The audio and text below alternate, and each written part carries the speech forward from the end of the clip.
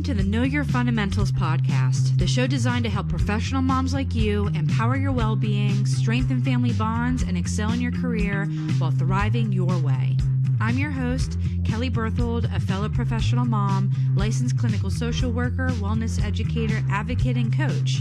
And I created this podcast to provide a space where we can connect foundational principles of well-being with real-life, actionable insights that help us feel more connected to ourselves and others. If you're juggling life, family, and career while seeking balance and authentic connection, this podcast is for you.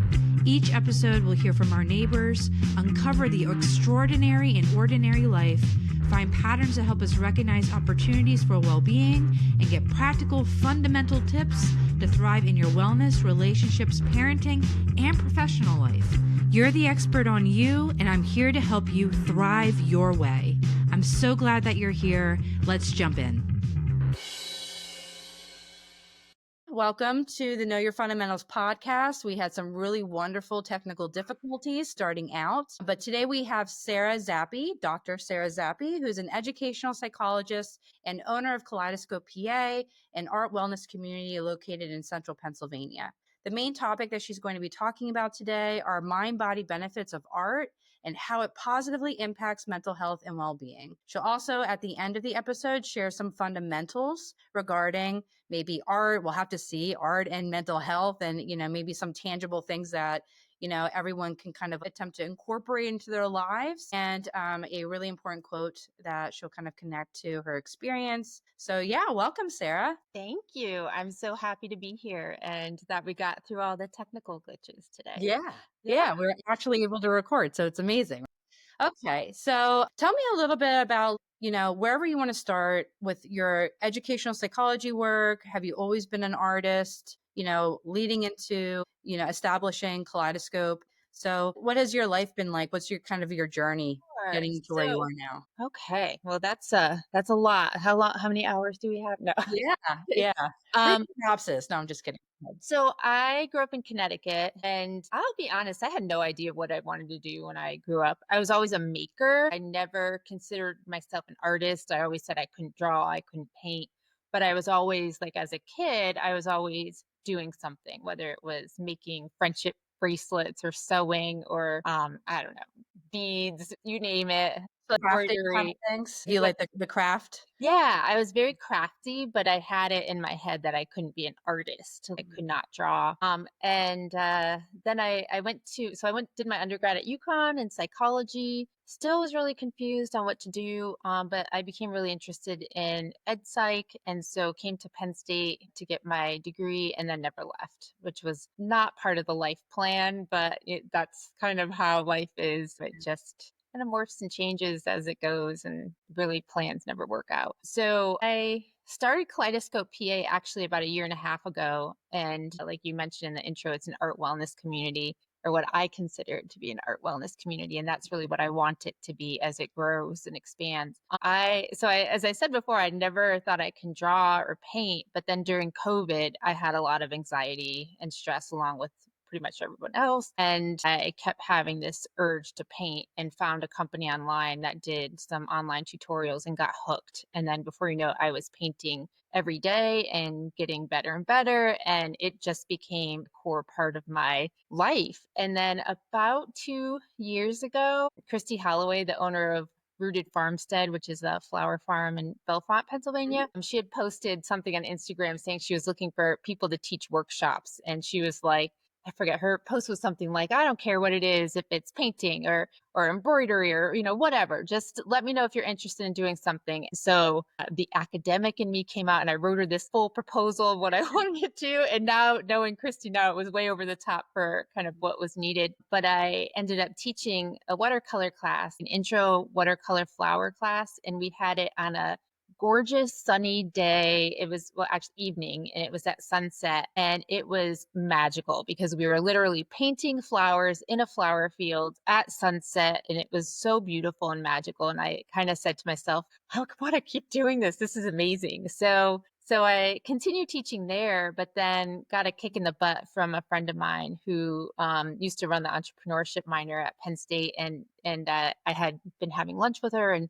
I said, someday I want to do something with my art. And she said, well, Sarah, you know what the key is to being an entrepreneur. She's like, just do it. And then before you know it, I was going through these entrepreneurship programs at Penn State and formed Kaleidoscope PA. And now, I mean, I still consider it's a baby company because I do have a full-time job also, but I'm teaching at places all over Center County and a little bit beyond, like the still rooted farmstead, but also a goat farm, a mini horse farm. I did one in a sunflower farm where we painted surrounded by sunflowers. And of course, those are summertime options, but then in the wintertime, teaching at the Ribbit, which is a makerspace, and a winery, and some other places, which has just been so much fun. And I love it. So I feel like it combines my love of creating and my love of painting, and then also my ed psych background because I know how to teach. That's part of what I was trained for, and part of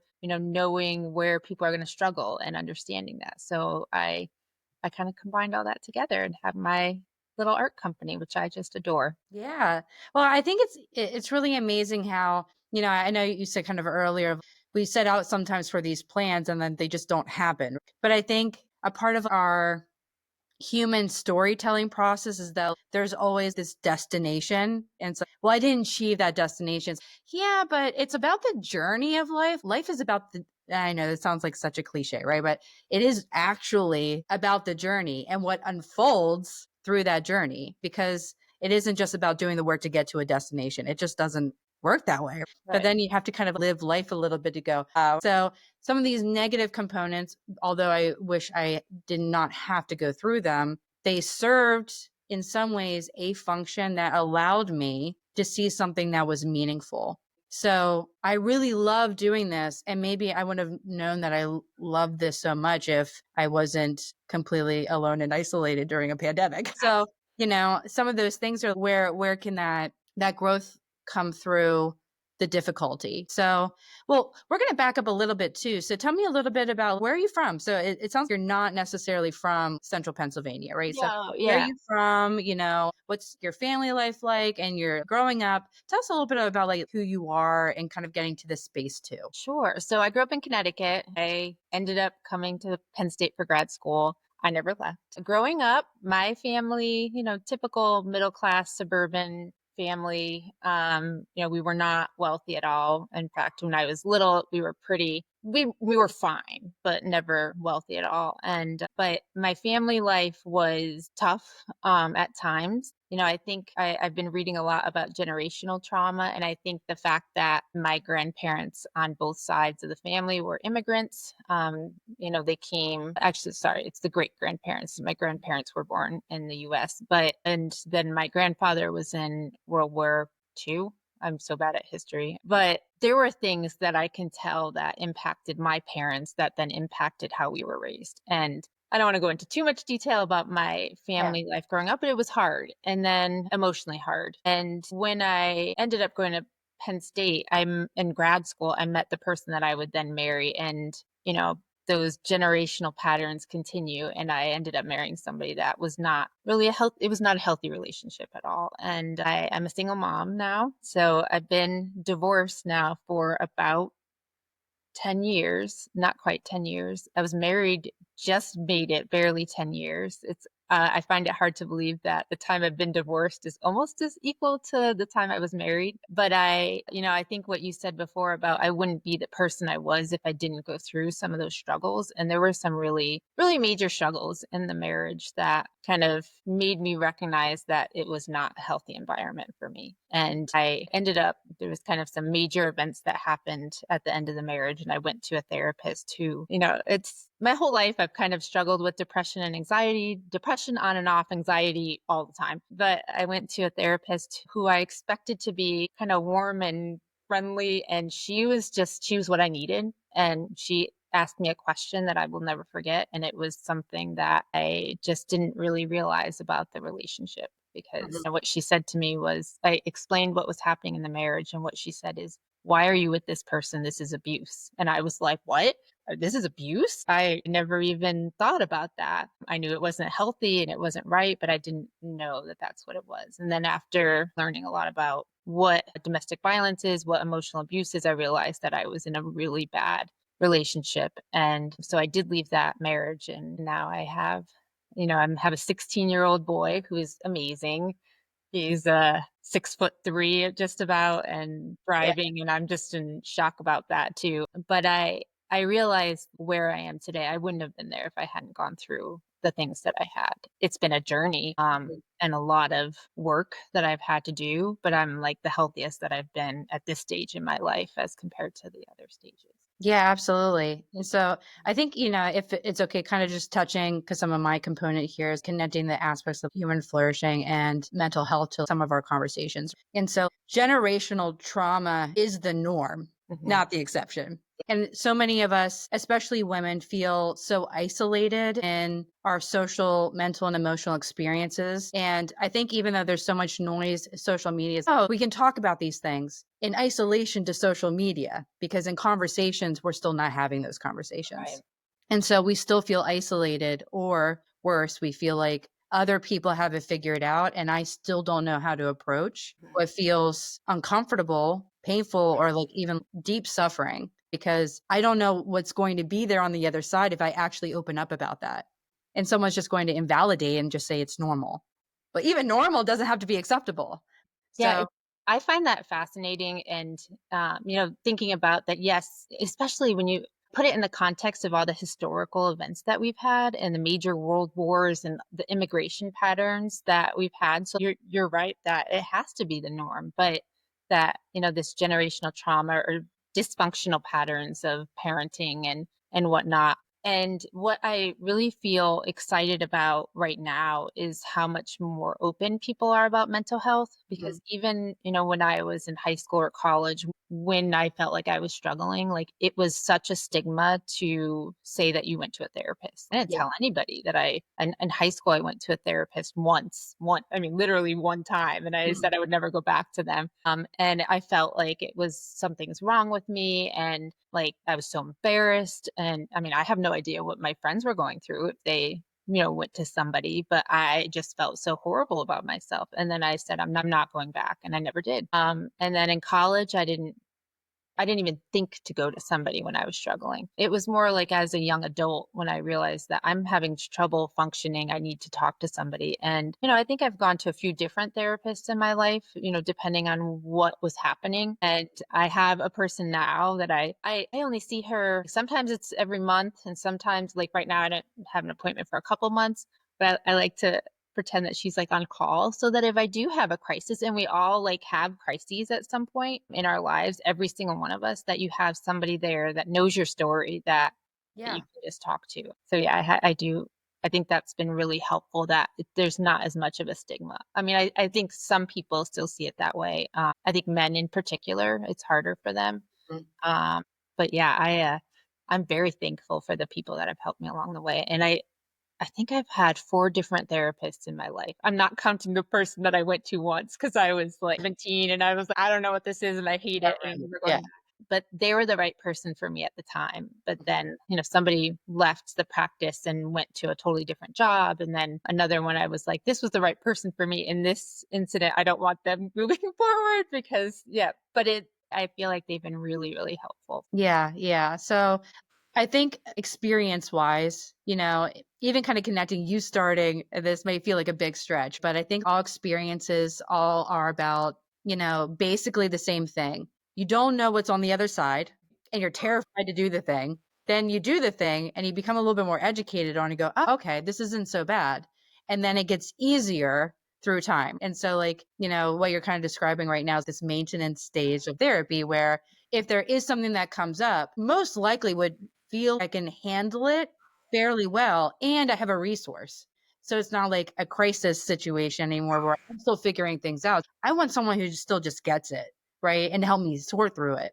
But I have more confidence and competence now in the exploration of my own experience from just getting through the hard stuff, right? And we always have to just get through the hard initial hurdles of a lot of our experiences. Because once we rip that band-aid off, it's like, okay, my brain now can just like adjust through that. Yeah. Yeah. Yeah, so the therapist that I've been seeing for the past, actually, I think I started seeing her a couple years ago. It might be like 3 years now.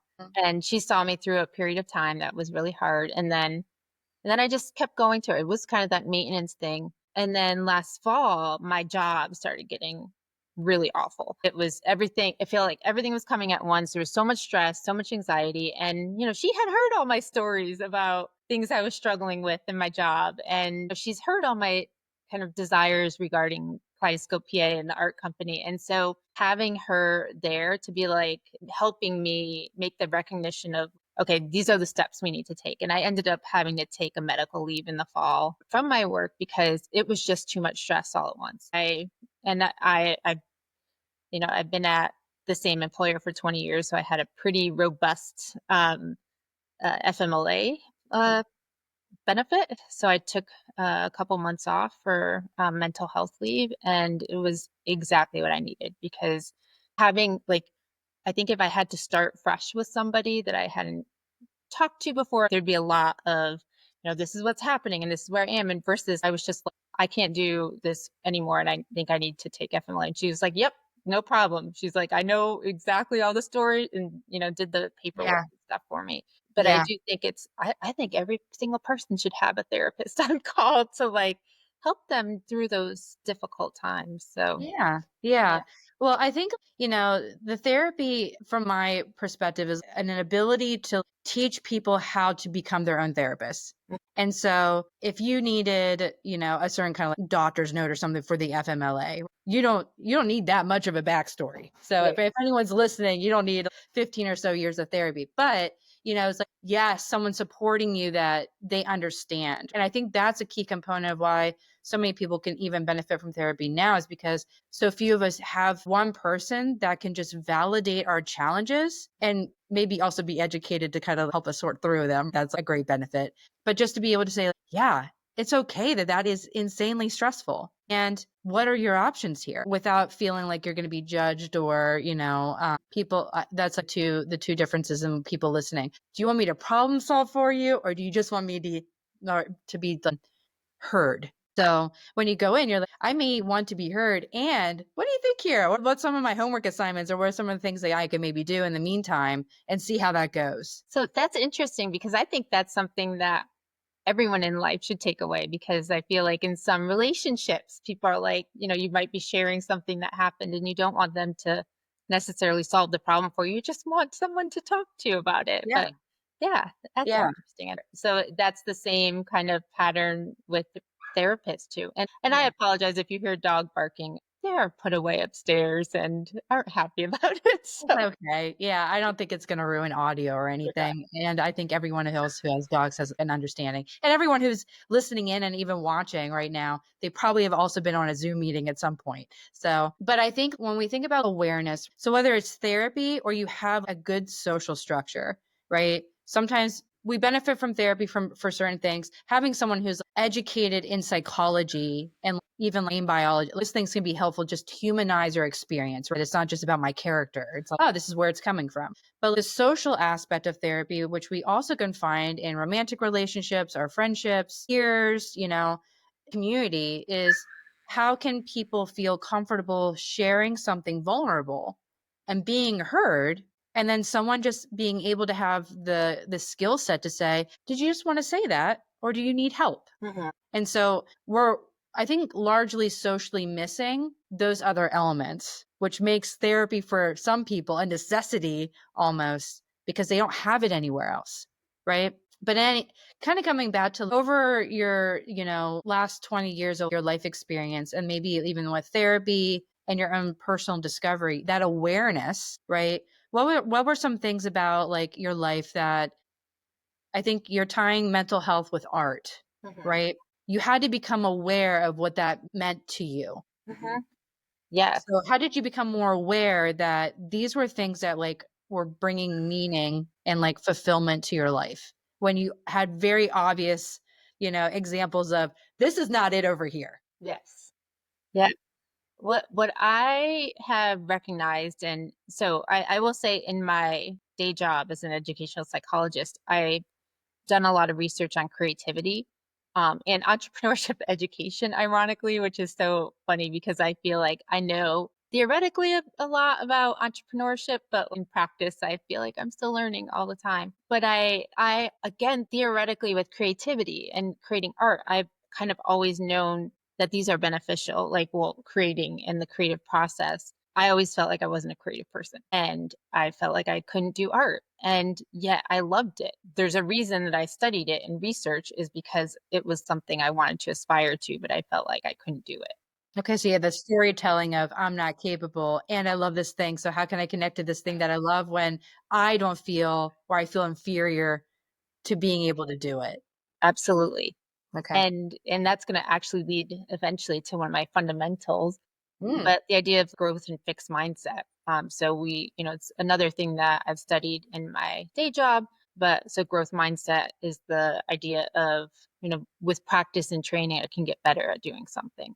And I think art is one of those things that many people, and myself included in the past, have said to myself, I can't do this. I am not an artist. People think that you either have that capability to draw and paint or you don't.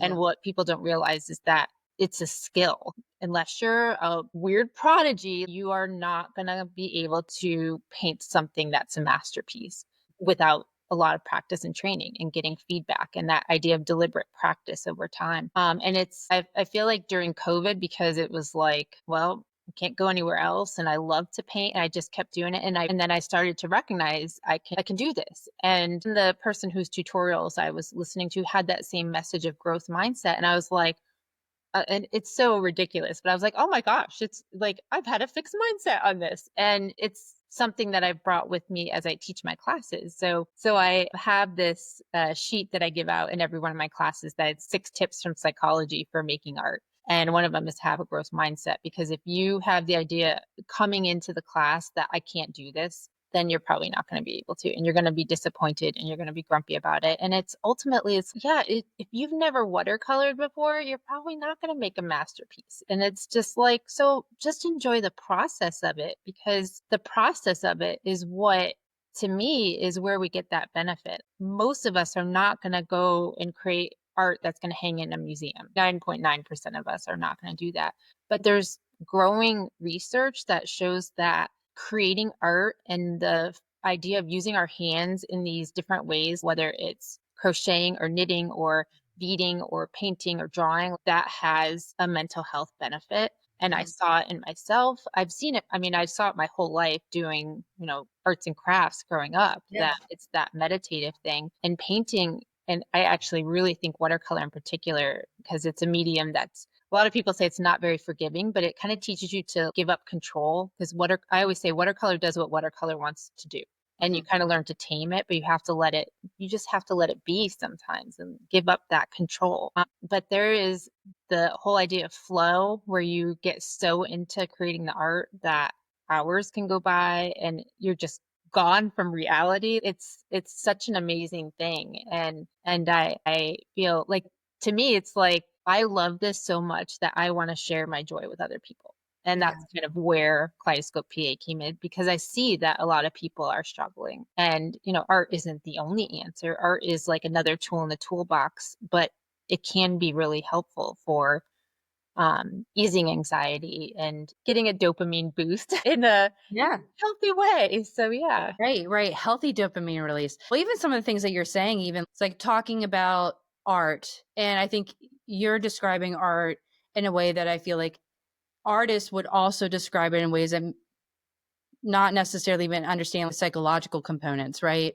But when we are using our hands, we're using certain processes in our brain that need us to focus our attention. And mindfulness is awareness and attention in the present moment, non judgmentally, without getting carried away by anything else. That is the definition of mindfulness. So you're flexing, you're literally strengthening parts of your brain to focus your attention on something and practice in that space too, non judgmentally. So you're saying this willingness to just be with what is, and then trusting yourself to go to that next moment based on what is existing right there. So learning how to be, and then you do something through that being. So that's also a core mindfulness meditative skill that strengthens executive functioning, which is our ability to, critical thinking, our analytical skills, complex reasoning, empathy. So art allows us to strengthen these other components of literally even just like healthy gray matter, healthy gray tissue in our brain by doing something that is enjoyable and pleasurable and hopefully not stressful. It's a beautiful kind of self-expression where you can just be curious and see what unfolds.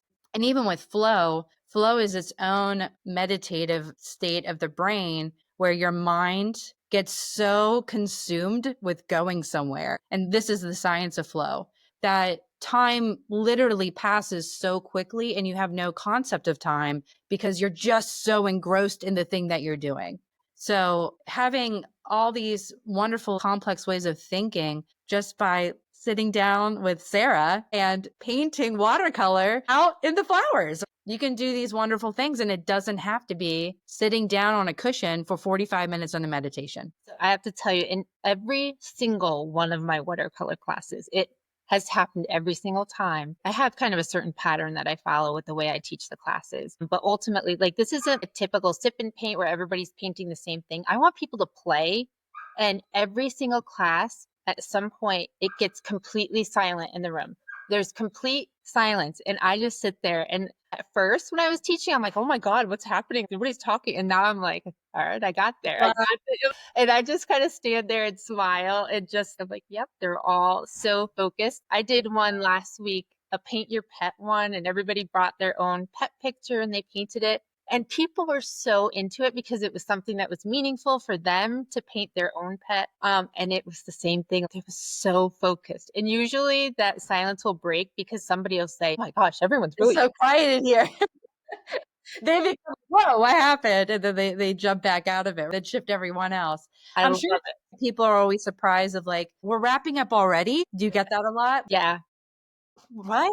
So fast. Where did the time go? That was so fun. And yeah. And I think to me, like, because I want people to focus on the process, I don't want them to have anxiety. So I think, like, because I start the sessions and I do it a little differently depending on the location and the vibe that I'm getting from the group, because sometimes I'll do even a brief meditation to center people. Sometimes I don't because I don't feel it's the right place or time or the right vibe. But I always give those messages of, the growth mindset. If you've never watercolored before, don't have these great expectations that you're and don't judge yourself. It's okay. If you hate whatever you create, you can just throw it away. It's a piece of paper and then try it again. And if you want to continue to get better, it takes practice. And so I would encourage them though to keep it. Keep it and be with it and just appreciate it for what it is. Wow, look at what I did. I might not think it's Picasso or Monet, and I can appreciate that I put something into this and this is a part of me, right? This is a part of my play. This is a part of my exploration, right?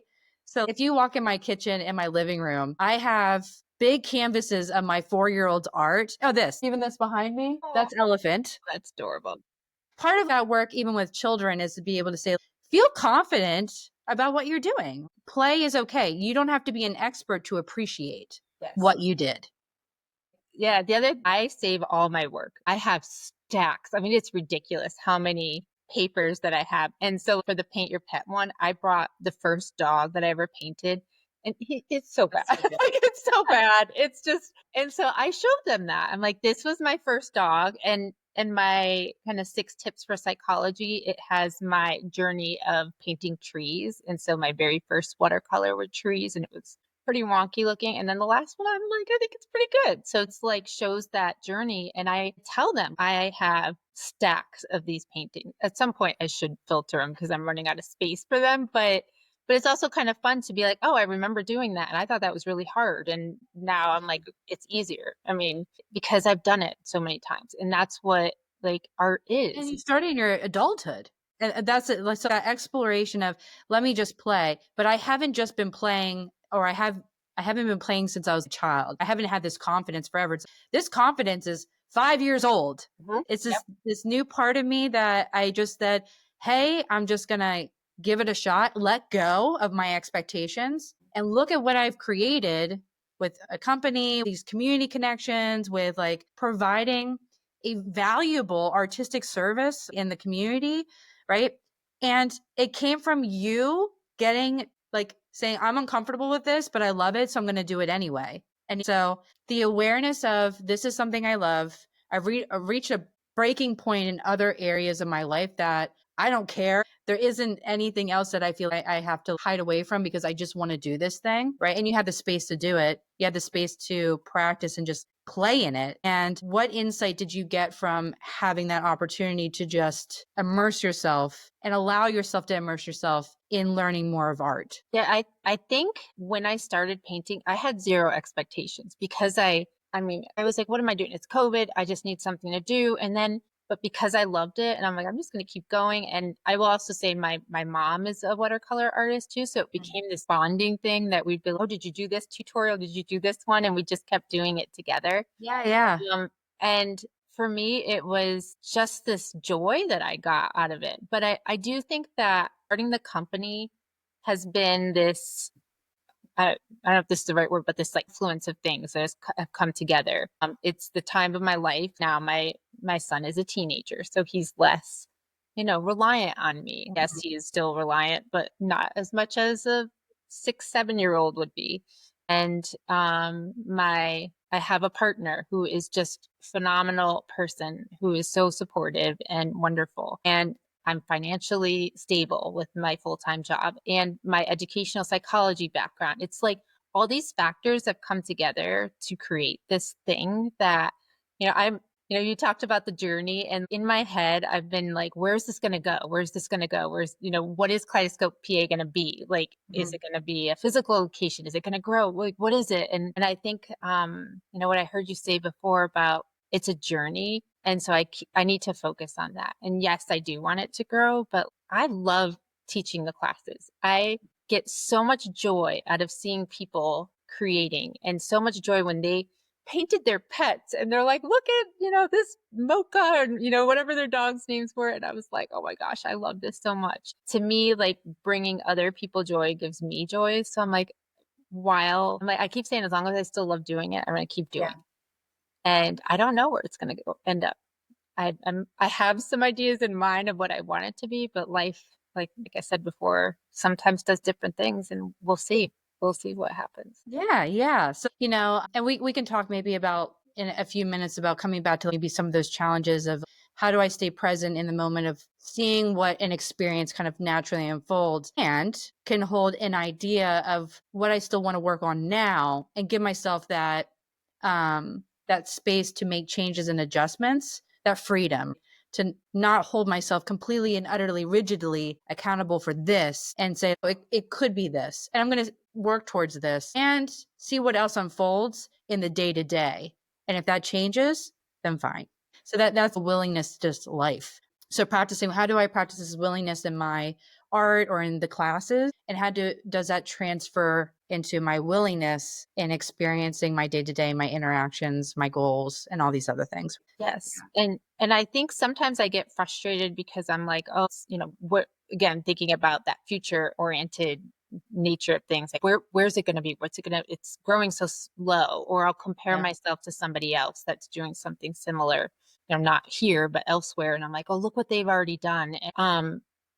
I need to focus on like the joy that I'm getting right now. And yes, build to what I want it to be, but keep that in mind that, it may diverge and it may go somewhere else. But I have to say, since I started the art company, doors have opened that I have never expected. And I feel it's that I have met the most phenomenal people this year. And I think it's because I feel like for the first time in my life, like I'm really like, this is my authentic self. I'm just doing this thing that I love. I seriously love it. I love the painting. I love these little art workshop things. I love them so much. And then doors open and you meet, it's sometimes it's crazy. And I'm like, how did this even happen? And the people that I've met in this last year and a half they are my people. They are the people that are creators in this community. And people that I now consider my friends that I like, that to me is sometimes I'm like, I can't believe I've only known that person a year and a half, because it feels like I've known them 10 years already. Which is that real authentic connection. Yes. Yeah. Yeah. So some things I think I'll connect some of the dots now with our awareness, insight, connection, and purpose, foundational fundamentals of human flourishing. So becoming aware of certain things that were important to you, not feeling secure enough in actually making those processes, right?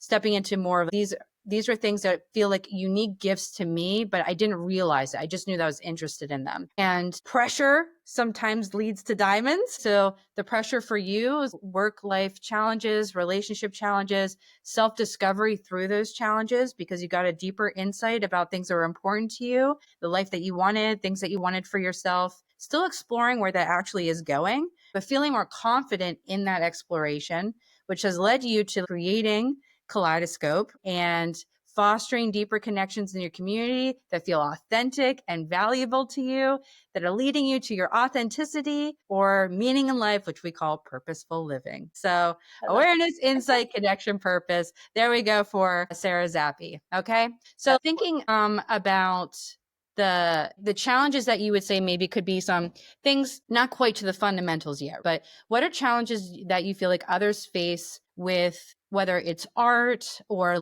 personal exploration, right? Getting to some of that awareness or insight pieces. So what do you feel like people struggle with from your perspective, and maybe just being informed from your perspective that you see is something that is a challenge that people face to just do it, to just do the Nike slogan? Number one is time, because time is our most valuable resource. And, we all have limited time, and many of us, and if you hear dogs, this is one of my things is I buy my time where I can. So I mentioned before I have a full-time job. So I hate cleaning. So my cleaning people are here. They came right now. So my kids are barking. I put a sign on the door that said, just come in and get started. I'll be in the basement for a little while. That's a privilege that I have. And I'm like, I'm going to buy my time where I can. I get my groceries delivered. I don't go to the grocery store. Even, I don't mind it, but it's like that's an hour of a day that I can spend painting instead. Yeah. So where I can buy my time, I do. I still haven't figured out how to get somebody to come and fold all my clothes. So, I'm still working on that. Yeah. But time, I think it's also like, because we're also stretched on time, but it's like, it's okay to be like, I'm going to leave the dishes in the sink and do something that I want to do. Because I struggle with this. I'll look around the house and be like, oh my gosh, I should go fold those clothes. I should go do those dishes. And if I'm like, there's a billion things that we should quote unquote be Yeah. doing. Yeah. If we're always doing those things, then we don't give ourselves that creative time. And so I've tried, I'm not always successful, but I try to journal every day. I try to do something creative every day. It was my New Year's resolution to paint or draw something every day. Okay. It's already gone out the window, but I've done something creative every single day, whether it was make a bracelet with beads, or I did this weaving thing, because I have to try different things. Sometimes I'm like, I don't want to paint today. I mean, I love painting, but sometimes you're just not in the mood. And so I'm like, well, I don't have to, even though it was my resolution, I'm going to do something else, because I want to put Netflix on and I want to still I have trouble sitting still. My hands need to be doing something. So I will find something to work on. And that's, to me, a different creative outlet. I think the other thing that, that people struggle with is the idea of perfection, that it's hard to start as a beginner, especially when you're an adult and then you're trying something, and being okay with failure is, I think, something we all want to be good at. We all want to be like, do something for the first time and be great at it, but that's not reality. And Yeah. so we compare ourselves to other people. And with so much social media out there, it's awesome to see the creative things that people do make. I follow a lot of artists on Instagram, but then sometimes I'm like, look at all that. They can do that. I can't do that. Yeah. The comparisonitis, right? Comparison it Yeah. can be really hard. But I've really tried to focus on just, because I still like to look at it. I like to look at people's art, and I'm like, it's okay to look at something and say, that is beautiful. And, but try not to be like, yeah, my art doesn't look like that. My art isn't Yeah. good. So those, I think, are probably the two big things that people struggle with. I mean, I So think acceptance of where we are, right? I accept where I am, and that I can love what I'm doing and recognize it's going to be I think the things that you're describing are automatic reactive thinking patterns. We have a negativity bias, which means that we're automatically prone to be thinking more negatively about ourselves or other experiences as a protective mechanism for our body. And so when we can say, oh, I notice that's happening in my body, the sooner I can be aware of it and then come back to, that's okay. I can appreciate and be compassionate where I am and appreciate where I am. We can kind of block or buffer some of that, again, comparisonitis from what we're seeing other people are doing, and try to keep engaging past our comfort zone to doing things that are challenging. If you think about how many people take their kids to sports practice or piano lessons, it's like, how many of those adults would maybe actually want to be doing those things, and they are afraid to actually do it themselves because it's not socially acceptable for so-and-so to be on a baseball team at 45 or 50. It's like, who do they think they are? It's like, do it anyway. Right. Do the things you want to do. There's always going to be judgments because they're feeling insecure about what they're not doing. It's not about you. I don't think adults play enough in general. I think we take ourselves way too seriously all the time. And I'm like, just play and just have fun. Why do we have to be so serious just because I'm in my upper 40s. Why do we have to be so serious all the time? I don't want to be serious. I think having my 16-year-old keeps me younger because I'm very goofy with him. Sometimes he's like, oh my God, he'll roll his eyes and stuff. And I'm like, you wouldn't want it any other way. I am your goofy mom, and that's just the way it is. But I think we just need to just play. And for me, art is playing, sports, playing, just go find, maybe art isn't for you, but then go hiking or go explore and see this. Things are hard, right now for a lot of people, but the world is still beautiful. Go out and see that and remind yourself that it's so beautiful and there's such gorgeous things out there right outside, wherever you are, right outside. Right. We'll get into your fundamentals here, Sue, but two key takeaways of what I think Sarah's saying too is find something that you enjoy and you really love and do it even though you're afraid. Just do it. There's always going to be a massive mountain of a buffer that's going to keep you on the other side. Just accept that is a reality and attempt to do it anyway. The terror will subside, but later, often after you've done it a few times. So we just kind of have to get over the initial hurdles of our fears and our discomforts, generally more than once, and then it does get easier. But thanks for tapping into that, Sarah. So what are your actionable fundamentals that you would like to share? So I think my fundamentals, and I wrote them down, but I think they're not going to be surprising given our conversation. One is the idea of the growth mindset. If you're trying something new, so, we just talked about if you do it, even if you're afraid, change your language. And it's not going to happen automatically, but you're going to say to yourself, I can't draw. I can't even draw a stick figure. I hear it every class. Change it. And at the end, just say not yet. So I can't draw, I can't draw yet. Not yet. Not yet. At the end. Just add that little word and then it changes your whole perspective. I can't. Now, there might be some things like, I probably will never run a marathon. I have no desire to run a marathon. There's no part of me that wants to do that. But maybe some of us might have some physical limitations to do things. But for many other things, just add that little word yet at the end. The other thing is just go and try it. So go take a class. If you've been saying your whole life, I can't draw, I can't paint, go take a class. Come take one of my Kaleidoscope PA classes. And even if you're afraid to go alone, I love it when people go alone. I talk to everybody, of course, but I think it's brave and I think it's great. And, I really wish more men came to my class. I have mostly women. If there are men, usually they're brought by a partner or spouse. I think men, there's a stigma that these things are for women. One of my classes, it's actually at the goat farm, and a guy came by himself. And I had to hold myself back to be, you came? Why did you come? You're by yourself. And I was so excited. You take this questionnaire? Yeah. So I can collect data on why you chose to come, and so I can market that. I felt back, but I was, I was so excited. But I do think that, I think a lot of men struggle because women kind of tend to have more connections and more friendships where we talk about close things. And I think men struggle. I wish that it's more socially acceptable too, I think, for women to do creative, artistic things, going to a flower field, for example. There's a lot of stigma for a man to approach a flower field by himself and do like a paint of his dog. I can say that out loud and people go, yeah, I can see that stigma. It's a massive, heavy cloud. Just, you see it right there. It's very obvious. Yeah. So there's a lot of early. I'll admit the flower virus. Yeah. But so being able to recognize that if we're attempting to recognize the stigma that affects women and affects different age generations and, men, all these different groups, right? There's a lot of things that keep mass groups of people from doing certain things. And at the end of the day, it just feels like it's safety. So how can we help other individuals and in our own non-judgmentalness of other people attending, right, allow for more opportunity for that non-judgmentalness of other people going outside of their comfort zones and supporting them in that space when they're doing them, right? Whether it's not approaching them like gleefully, right? Like, oh, you're here. It's like, stigma.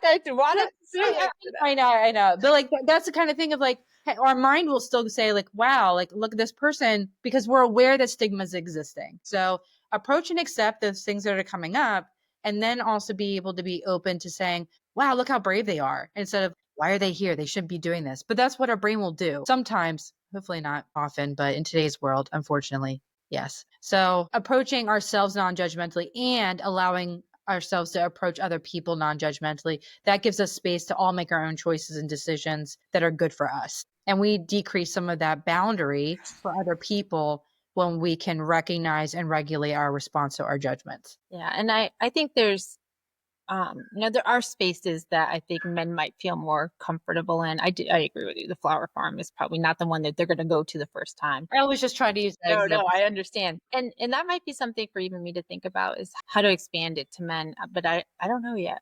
It's not that they're not welcome. It's just that they tends like 99% women that come to men. It's your natural niche, right? It's your natural niche. Yes. Yeah, it is. So those are my kind of two fundamentals: try it and the growth mindset thing. So yeah, that's great. Yet at the end. Yep. Not yet. Right. Yes. There's a lot of acceptance and radical self-compassion is saying that's okay. And just saying that. So what's a meaningful quote that you'd like to share, and what does it mean to you? So I knew right away which quote it was, and I just had to get the language right. But Picasso wrote a quote, and I might change the language a tiny, tiny bit, but it's close enough. So every child is an artist. The problem is how to remain one as an adult once you grow up.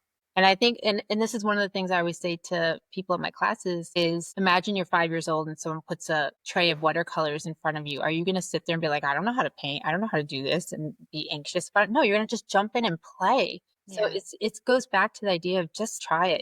It's especially this is a low risk thing. Like it's literally a piece of paper. Mm-hmm. Nothing bad's going to happen if you put paint on paper. Just see what happens. And if you just play and have fun, you might have some really positive things grow out of it. So that's my quote. I love that quote. It makes me smile when I read it. It's a really great quote. I've never heard it before, but yeah, that's obviously very meaningful and really important. And with a historical value, these things have existed for a long time. So, okay. Well, that's it for our podcast. We finally got through our first official podcast. So thank you so much for being here, Sarah. This has been really wonderful. I think we had a really great conversation. So I love what you're doing. It's so important. It really is. Thank you. So I love it. Thank you very much. I'm practicing taking, receiving compliments. That's something I struggle with. But yeah, it's been great to have you. Take care. And thanks, Sarah. Bye. Thank you. Thank you for listening to the Know Your Fundamentals podcast. I hope this episode gave you some valuable tools and helped you feel more connected to yourself and others. Get more life, family, and career fundamentals when you follow Know Your Fundamentals on social media, including Instagram and YouTube. You can also join the Fundamentals Life, Family, and Career Wellness Facebook group. There you'll get access to live trainings, helpful resources, Q&As with our guests, and professional mom community that's here to support you in thriving your way. I'm cheering you on, and I hope to hear from you soon.